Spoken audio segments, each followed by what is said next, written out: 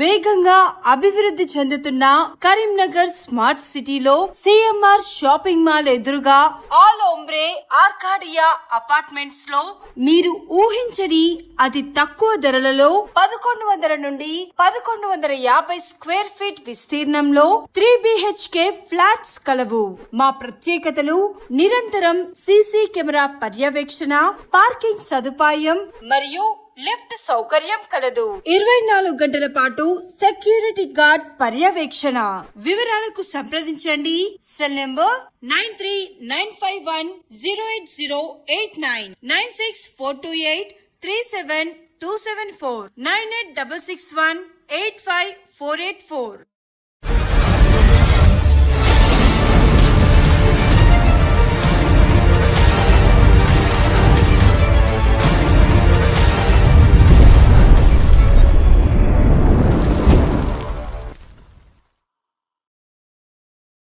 Welcome to public TV news. బులెటిన్ల ముందుగా headlines. AITUC అనుబంధ హమాలి కార్మికులకు దీపావళి బోనస్ డబ్బులు ఇవ్వాలని మిల్లు ప్రధాన గేట్ దగ్గర నిరసన.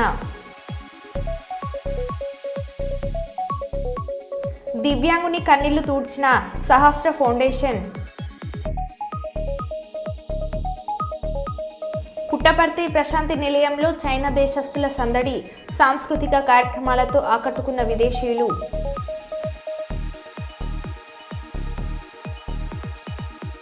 ఈసారి జగన్ 2.0ని చూడబోతున్నారు. 2.0 వేరేగా ఉంటుంది. మాజీ CM YS Jaganmohan Reddy. Teenmaar Mallanna MLC పదవికి రాజీనామా చేయాలని తెలంగాణ రాష్ట్ర రెడ్డి సంఘం నాయకుల డిమాండ్.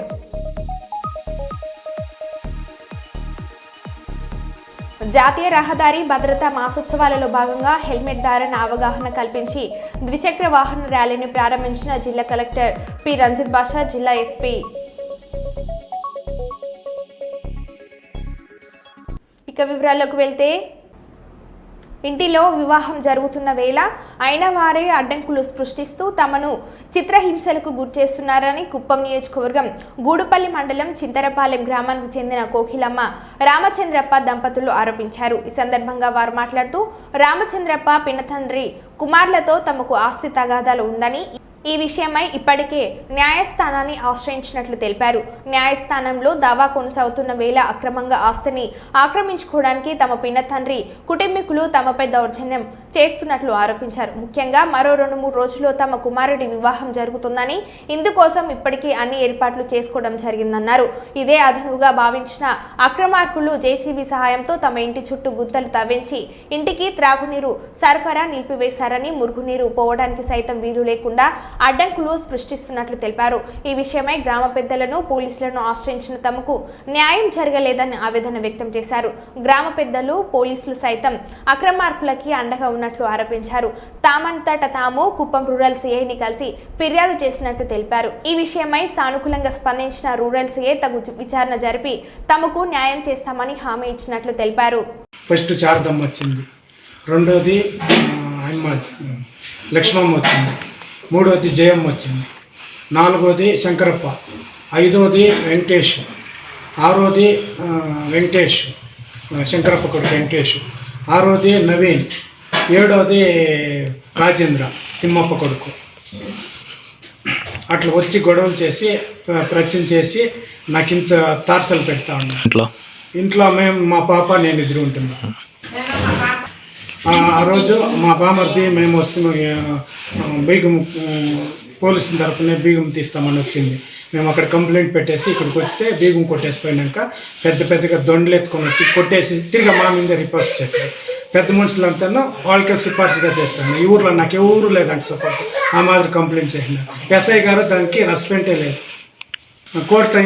కోర్టులో వచ్చి ఇంటిది గొడవ తీర్చుకొని పదాం పెండ్లు సార్ మాకు కోర్టుకు పోయేదానికి.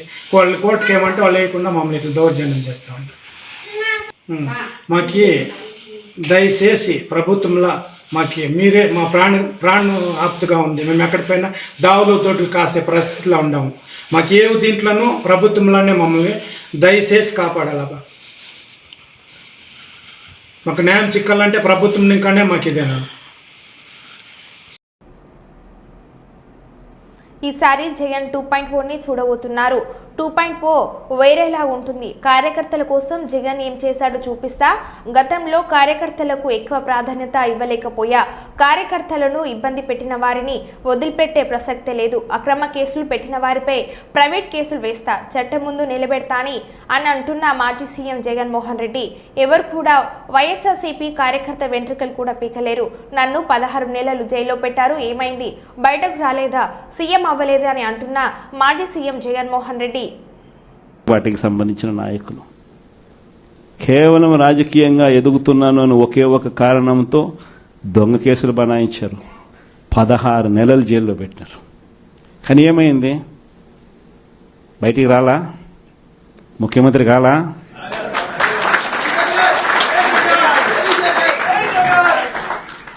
ప్రతి ఒక్కరు ఇది గుర్తుపెట్టుకోండి. ఎవరికైనా ఇంతే. మహా చేస్తే వీళ్ళు ఏం చేయగలుగుతారు? దొంగ కేసులు పెడతారు, కాదండంలా బెదిరిస్తారు, కాదండంలా మహా అయితే 3 నెలలు లోపల వేస్తారు. అది కాదండంలా.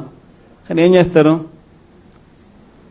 3 నెలల తర్వాత మళ్ళా వస్తాం, రెట్టించిన ఉత్సాహంతో మళ్ళా పనిచేస్తాం. ఎవరెవరైతే మిమ్మల్ని జైల్లో పెట్టే కార్యక్రమం ఎవరెవరైతే చేస్తారో, మంచి చేసిన వాళ్ళని గుర్తుపెట్టుకోండి, చెడు చేసిన వారిని గుర్తుపెట్టుకోండి. ఇద్దరిని గుర్తుపెట్టుకోమని చెప్తాను. ఊరికే చూస్తూ ఊరుకోం. వైఎస్ఆర్ కాంగ్రెస్ పార్టీ బ్రతుకుతుంది. వైఎస్ఆర్ కాంగ్రెస్ పార్టీ ఈ రాష్ట్రాన్ని ఏలుతుంది అని కూడా సందర్భంగా చెప్తాను. మరో 30 సంవత్సరాలు ఏళ్తామని కూడా ఈ సందర్భంగా కూడా మరి గట్టిగా కూడా చెప్తాను. కాబట్టి ఎవరు కూడా వైఎస్ఆర్ కాంగ్రెస్ పార్టీకి సంబంధించిన ఏ కార్యకర్త వెంటికి కూడా పీకలేడు అని చెప్పి కూడా ఈ సందర్భంగా చెప్తాను. ఇది ప్రతి ఒక్కరూ గుర్తుపెట్టుకోండి. ఒక్కటే గుర్తుపెట్టుకోండి, ఈసారి జగనన్న 2.0 కొంచెం వేరుగా కూడా ఉంటుంది. ఈసారి జగనన్న 2.0 కార్యకర్త కోసం ఎలా పనిచేస్తుందో కూడా చూపిస్తుంది. ఇది మాత్రం నేను ఖచ్చితంగా చెప్తా ఉన్నా. ఎందుకనంటే జగనన్న 1.0లో బహుశా కార్యకర్తలకి నేను అంత గొప్పగా బహుశా చేయలేకపోయి ఉండొచ్చేమో. ప్రతి పథకము ప్రతి విషయంలోనూ కూడా మొట్టమొదటిగా ప్రజలే గుర్తుకొచ్చారు. ప్రజలకు మంచి చేయడం కోసమే నా టైం కేటాయించా, నా తాపత్రయపడ్డా, ప్రతి విషయంలోనూ దానికోసమే అడుగులు వేశా. కానీ జగనన్న 2.0కి వచ్చేసరికి మాత్రం చంద్రబాబు నాయుడు కార్యకర్తలకు పెడతా ఉన్న ఇబ్బందులు చూశా, కార్యకర్తలు పడతా ఉన్న అవస్థలు చూశా, కార్యకర్తలు పడతా ఉన్న బాధను గమనించా. వీళ్ళ కోసం గట్టిగా మీ జగనన్న ఉంటాడని సందర్భంగా గట్టిగా చెప్తాను. దేశంలో అన్ని వర్గాల ప్రజలకు న్యాయం జరిగే విధంగా కేంద్ర బడ్జెట్ను పెట్టినందుకు కృతజ్ఞతలు తెలుపుతూ వరంగల్ హెడ్ పోస్ట్ ఆఫీస్ కూడలిలో నరేంద్ర మోడీ చిత్రపటానికి పాలాభిషేకం చేసిన వరంగల్ జిల్లా అధ్యక్షులు గంట రవికుమార్. ఈ సందర్భంగా వారు మాట్లాడుతూ ప్రధాని నరేంద్ర మోడీ నేతృత్వంలో కేంద్ర ఆర్థిక శాఖ మంత్రి నిర్మలా సీతారామన్ ప్రవేశపెట్టిన 2025-26 బడ్జెట్ను తెలంగాణ రాష్ట్రంలో కాంగ్రెస్ నాయకులు దేశ బడ్జెట్ పైన ఆర్థిక లెక్కింపుల పైన అవగాహన లేక తెలంగాణ రాష్ట్రానికి అన్యాయం చేశారంటూ నిరసనలు తెలపడం సిగ్గుచేటని అన్నారు. దేశంలో కేంద్ర ప్రభుత్వం పలు సంక్షేమ పథకాలను అమలు పరుస్తూ అన్ని వర్గాల ప్రజల అభివృద్ధికి తోడ్పడుతుందని అన్నారు.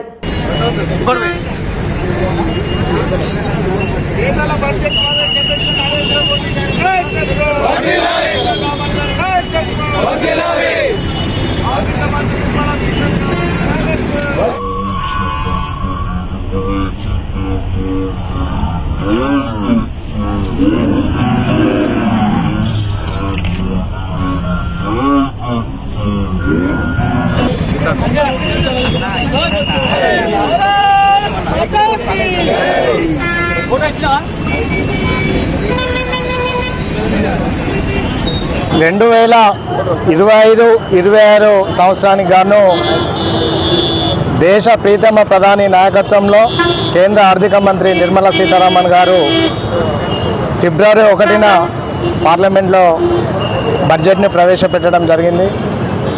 ఈ బడ్జెట్ పేద మధ్యతరగతి ప్రజల అభివృద్ధి కొరకు, అదేవిధంగా వ్యవసాయ రంగ అభివృద్ధి, రైతుల సంక్షేమం కొరకు, అదేవిధంగా మహిళల యొక్క ఆర్థిక పరిపుష్టి పెంచడం కోసము, యువతకు ఉపాధి, యువతకు దేశానికి పనికొచ్చే విధంగా తయారు చేసుకోవడం కోసం అన్ని వర్గాలను, అన్ని రంగాలను సమన్వయం చేస్తూ ప్రవేశపెట్టిన బడ్జెట్ డ్రీమ్డ్ బడ్జెట్.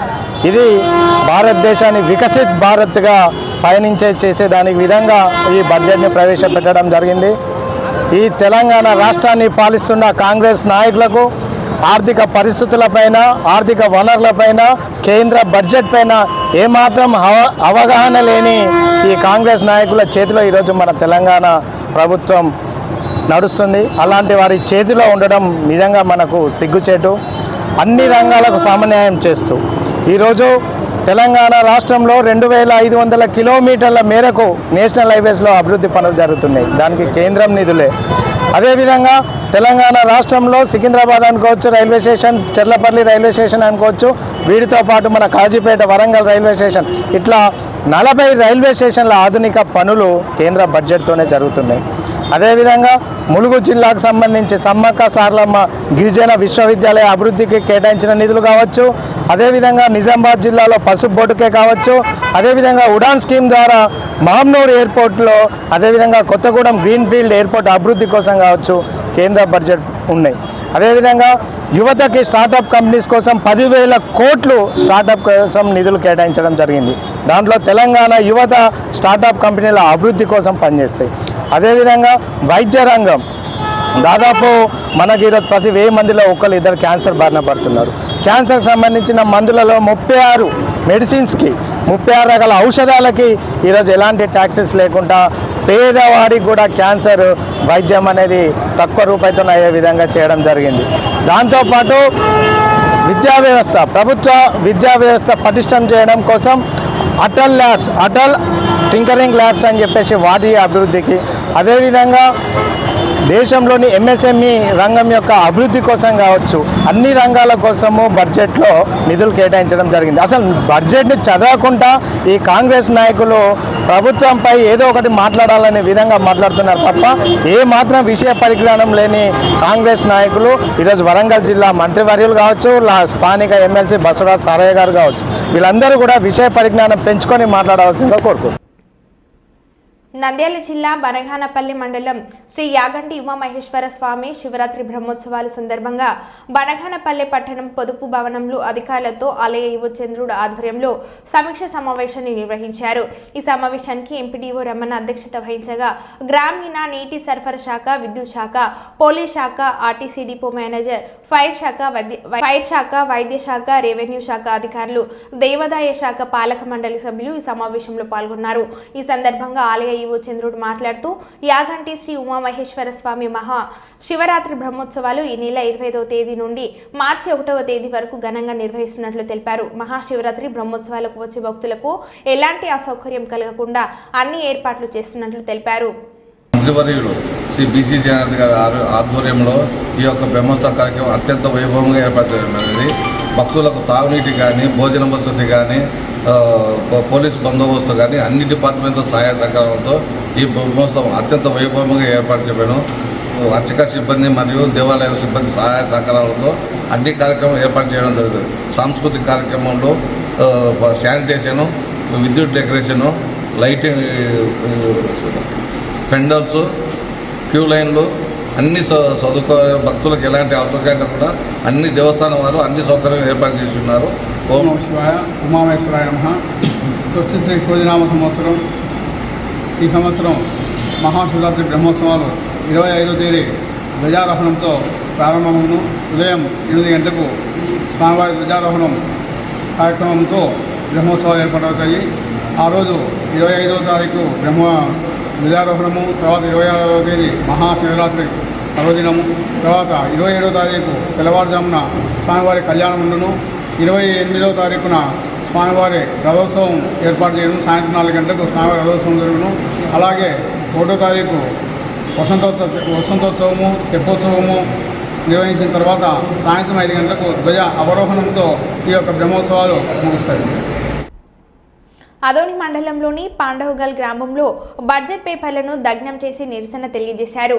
ఈ సందర్భంగా ఆయన మాట్లాడుతూ ఉపాధి హామీ, ఆహార భద్రత, గ్రామీణ అభివృద్ధి కోసం కేటాయింపులు లేవని, నిధులకు కోతలు పెట్టారని, కార్పొరేటర్లకు మాత్రం లక్షల కోట్లు కేటాయిస్తూ పేదలకు అన్యాయం చేస్తున్న బడ్జెట్ను తీవ్రంగా వ్యతిరేకిస్తున్నామని తెలిపారు. ఈ కార్యక్రమంలో రైతు సంఘం, వ్యవసాయ కార్మిక సంఘాలు మండల నాయకులు గోవిందు, హనుమంతరెడ్డి, కృష్ణ, హుస్సేని మరియు రైతులు, కూలీలు పాల్గొన్నారు.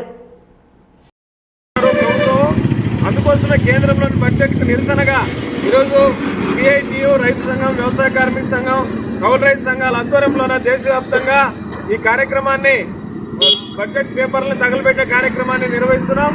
కాబట్టి ఈరోజు ప్రభుత్వం ఇప్పటికైనా బడ్జెట్ని సవరించి పేదలకి, రైతులకి అనుకూలమైనటువంటి బడ్జెట్ని ప్రవేశపెట్టాలి. ఈరోజు ఆహార భద్రత కానీ, నిత్యావసర వస్తువులు కానీ వీటన్నిటిని కూడా తగ్గించే పద్ధతుల్లో బడ్జెట్ ఉండాలని చెప్పేసి ఈరోజు మేము రైతు, వ్యవసాయ కార్మిక సంఘాల తరఫున ప్రభుత్వాన్ని డిమాండ్ చేస్తున్నాం. అట్లాగే మన మీద అప్పు ఈరోజు 181 లక్షల కోట్లు అయింది. గతంలో 14 సంవత్సరాలు, 60 సంవత్సరాలు పరిపాలన చేసినటువంటి 14 మంది ప్రధానమంత్రులు మొత్తం కలిపితే చేసిన అప్పు 56 లక్షల కోట్లు అయితే ఈరోజు నరేంద్ర మోడీ వచ్చిన తర్వాత ఈ మహానుభావుడు దాదాపు 114 లక్షల కోట్లు అప్పు చేసి మనకు భారాలు వేసినట్టు తప్పితే మన రైతాంగానికి ఎలాంటి ఉపయోగం లేదు, మన కూలీలకు ఎలాంటి ఉపయోగం లేదు, మన కార్మికులకు ఎలాంటి ఉపయోగం లేదు. అందుకోసం ఈరోజు ఈ పేపర్లు మాకు ఈ బడ్జెట్ వద్దనేటువంటి పద్ధతుల్లో నిరసన తెలియజేయడం కోసం ఈ పేపర్లు అందరూ కూడా తగలబెట్టే కార్యక్రమాన్ని చేస్తున్నాం.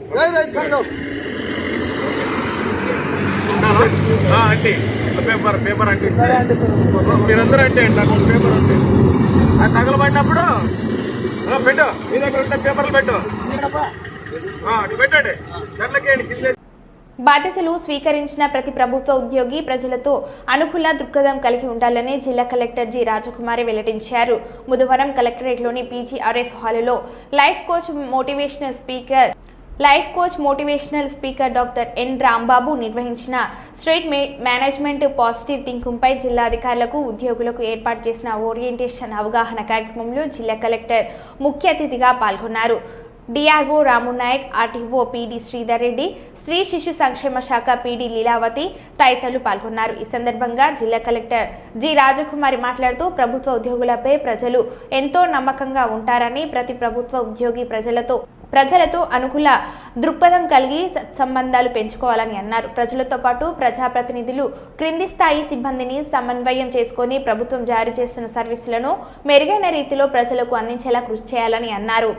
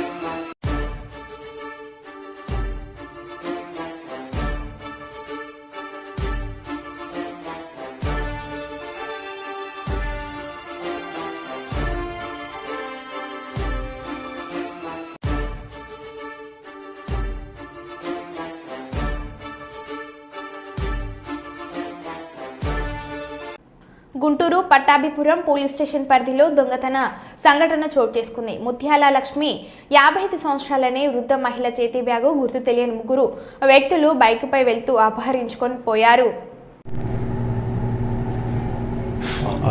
వెళ్ళిన తర్వాత అక్కడ పెట్టండి, చూస్తూ వచ్చేస్తా, ఆటోమేటిక్గా వచ్చేస్తాను. కర్సర్ చూపిస్తాను, ఆటోమేటిక్గా వెళ్ళిపోతా.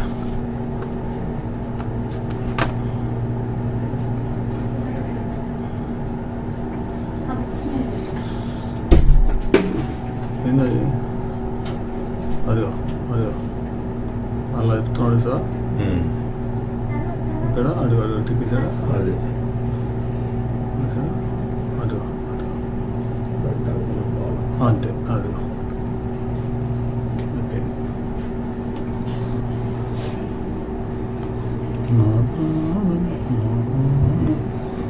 చూడలేకు ఇలా ఆగేసాడు చూడు, రివర్స్ పెట్టా ఇప్పుడు.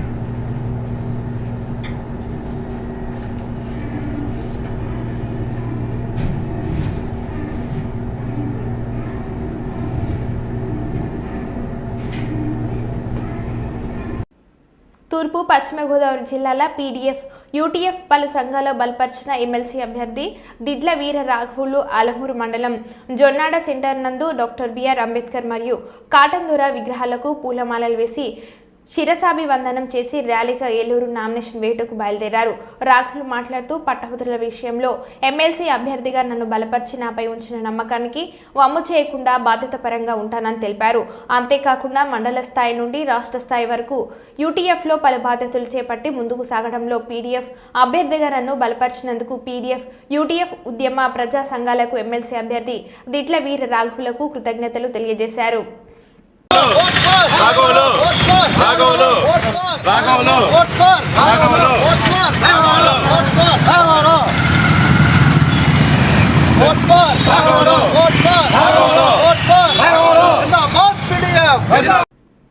రాష్ట్రాన్ని ప్లాస్టిక్ రహిత రాష్ట్రంగా చేయాలని ఈరోజు భీమవరం నుండి Sai team Nannaya university registrar సుధాకర్ని కలవడం జరిగింది. అలాగే సాయి మాట్లాడుతూ రాష్ట్రాన్ని ప్లాస్టిక్ రహిత రాష్ట్రంగా చేయాలని, దానికి ఎన్సీసీ విద్యార్థులు మరియు యూనివర్సిటీ విద్యార్థులు ప్రతి ఒక్కరిలో అవగాహన కల్పించాలని ఆయన తెలియజేశారు.